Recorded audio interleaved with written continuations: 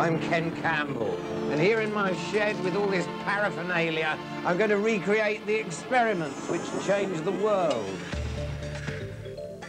An eclipse, like this one, transformed our understanding of space, time, and the universe. In 1919, a British astronomer went to test a theory that was one of the biggest ideas of all time, the general theory of relativity. I'm going to relive that experiment and find out why it turned our world upside down. That theory was the brainchild of Albert Einstein, the first scientific superstar.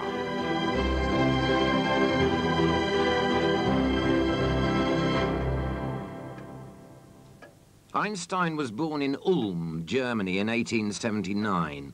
He was a plodding, introverted child. His parents thought he was rather stupid. However, he showed tremendous determination and patience. He built houses of cards 14 stories high. "It's not that I'm smart," he said, "it's just that I stay with problems longer." Einstein had a curiosity about the world that lasted a lifetime. Years old, little Einstein got very ill, and his dad bought him a magnetic compass, thought it'd cheer him up. And little Einstein really perked up when he found this. He found that no matter how much you twist it and turn it, whatever you do with the thing, that needle always points north. This was his introduction to science. Einstein became obsessed with the latest theories in physics. You're travelling along below the speed of light, and you've got your mirror's travelling on. At the university in Switzerland, he was bored by the outdated curriculum. So Einstein would cut classes and, in the meantime, be engaged in vivid discussions in philosophy and physics, talking long into the night upon topics that were hardly dealt with in his curriculum. By now, he'd blossomed into the life and soul of Zurich Cafe Society and fell in love with fellow physics student Mileva, whom he later married. But his studies suffered. He left university with a mediocre academic record and few prospects. After months of job hunting, he was eventually hired as a clerk at the Swiss Patent Office. Einstein's job was to evaluate new inventions. This low-grade post suited him perfectly. It gave him plenty of time to ponder the riddles of the universe.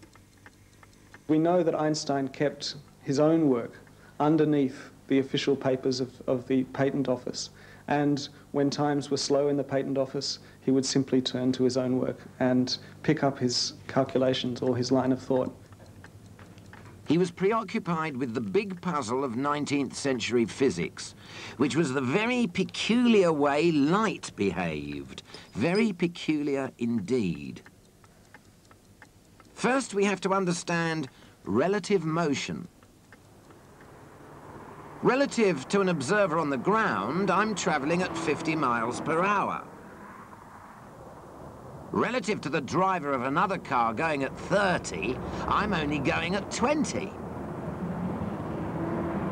Much to everyone's horror, light doesn't behave like the car.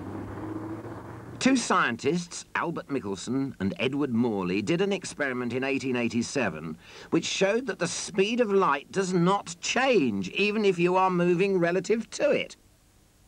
Here's my version of their experiment. This here's my famous patented light speed measuring device. It measures the speed of light and the speed of the car. Right, my assistant over there is going to flash his light at me and we're going to measure its speed. You ready, Dan? Ready. Dan, flash it at me.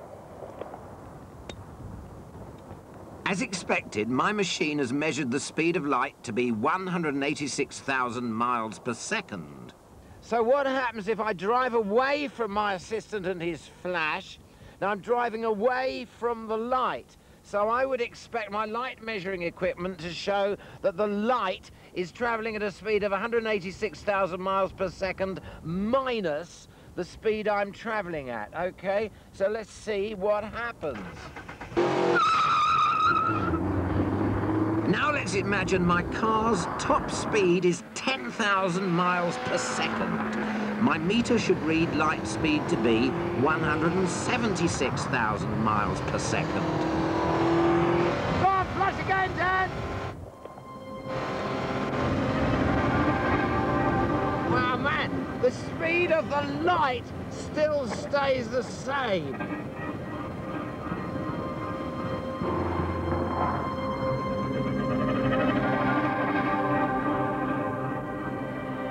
The fact that the speed of light never changes no matter where you are or how fast you're moving seemed a contradiction.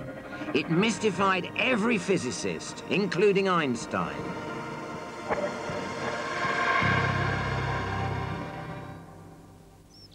Einstein went back to basics and asked himself, what exactly is speed? It's distance divided by time. The speed at which I'm walking is the distance between these two trees divided by the time it takes to do it. Einstein pondered how this definition could explain the fact that the speed of light is always constant.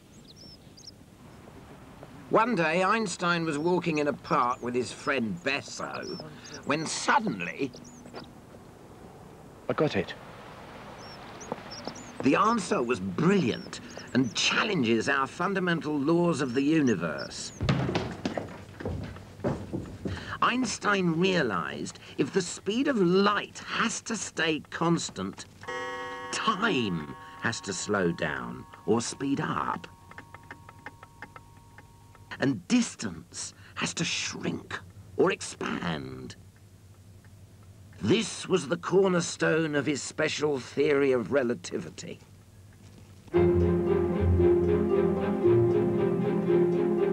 This startling new theory had taken over his life. His wife, Mileva, resented his obsession with physics, as he now spent precious little time with her and their two children. Their marriage began to crumble. After their initial real closeness when they were students, Mileva and Einstein had gradually separated, and Einstein became involved with his cousin, a widow, Elsa. He had several affairs. Elsa would politely leave the house and spend the day away when she knew that Einstein was meeting his flame, and not ask any questions, not push that particular boundary. Despite his turbulent home life, Einstein knew his work wasn't finished. Although special theory was revolutionary, it still didn't explain a fundamental force of nature: gravity. Einstein pondered again the bizarre behavior of light. I'm going to do my version of one of his famous thought experiments.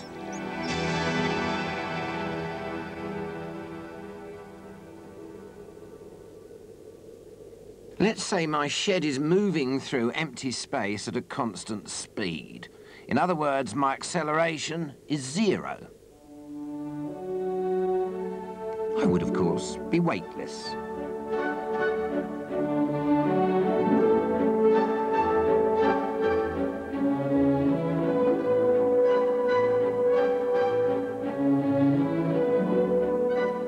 I'm now going to turn on the shed's rockets. As the shed accelerates upwards faster and faster, it feels like there's a force pulling me to the floor.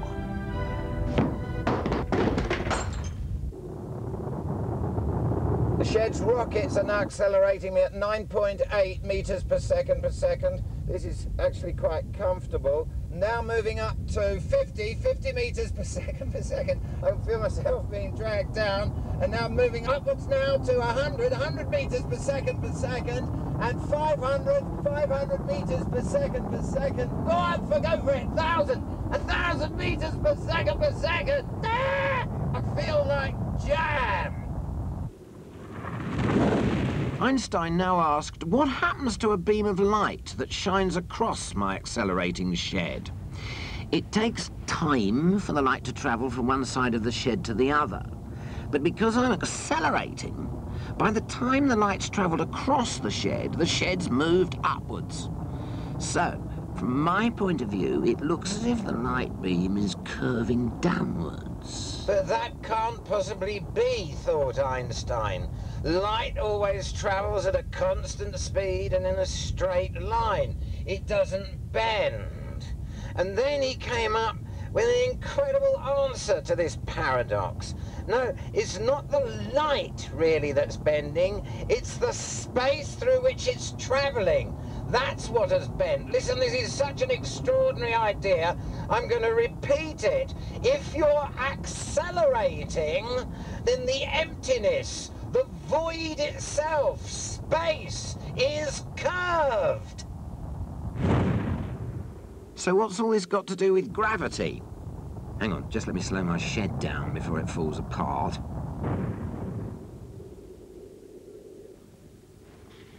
Einstein realised that accelerating through space isn't the only situation in which you feel pulled to the floor. Gravity glues your feet to the ground in exactly the same way. In fact, now I've reduced my acceleration to a more comfortable 9.8 metres per second, it feels exactly as if the shed's sitting in my garden on Earth.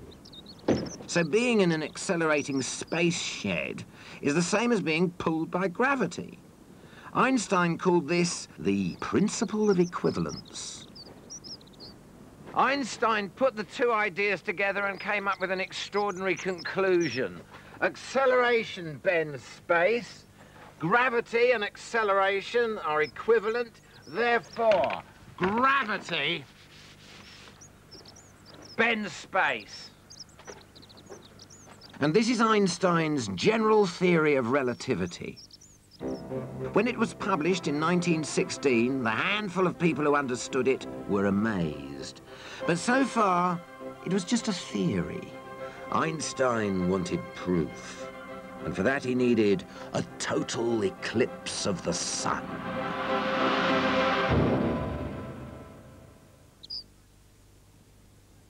Einstein's general theory of relativity says gravity is curved space. To show me how curved space affects light, Peter Coles, an astrophysicist, has brought along a trampoline.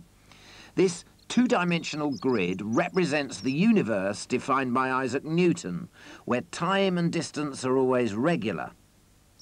When Einstein came along, he messed it all up.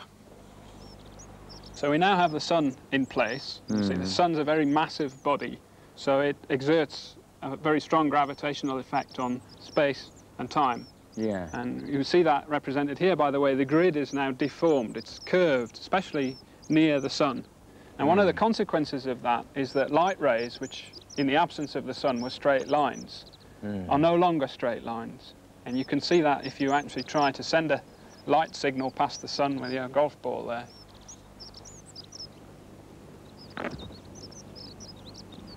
Great. So if Einstein's right, light from a star follows the curve in space-time when it passes close to the sun on its way to the Earth. But because we assume light travels in a straight line, from our point of view on Earth, the star looks to be further away from the sun in position B. If he's wrong and gravity doesn't bend light, the star will stay in position A, even when the sun is there. Of course, normally you can't see a star near the sun because it's too bright. But there is one time when you can see the star, during a total eclipse of the sun.